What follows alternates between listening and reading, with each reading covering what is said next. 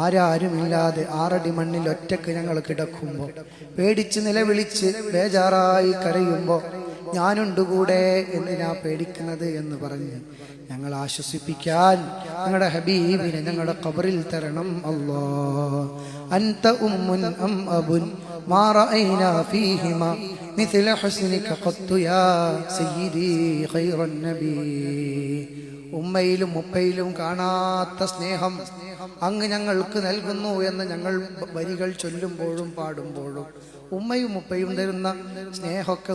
ഹബീബ് ഞങ്ങളെ സ്നേഹിക്കുന്നുണ്ടോ എന്ന് ഈ ലോകത്ത് ഞങ്ങൾക്ക് ഞങ്ങളുടെ മൈൻഡ് വെച്ച് അനുഭവിക്കാൻ കഴിയാത്തത് കൊണ്ട്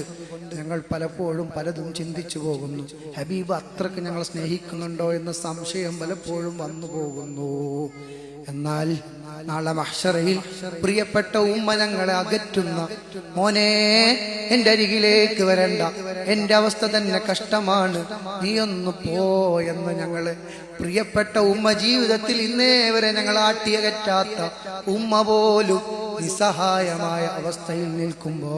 പ്രിയപ്പെട്ട ഉപ്പയും ഞങ്ങളുടെ ജീവിത പങ്കാളികളും ഞങ്ങളുടെ മക്കളും ഒരാളും ഞങ്ങളെ പരിഗണിക്കാത്ത അവസ്ഥ വരുമ്പോ, പരിഗണന എന്നൊരു സാധനം ഞങ്ങൾക്ക് കിട്ടാത്ത, ഒരാൾക്കും സഹായിക്കാൻ കഴിയാത്ത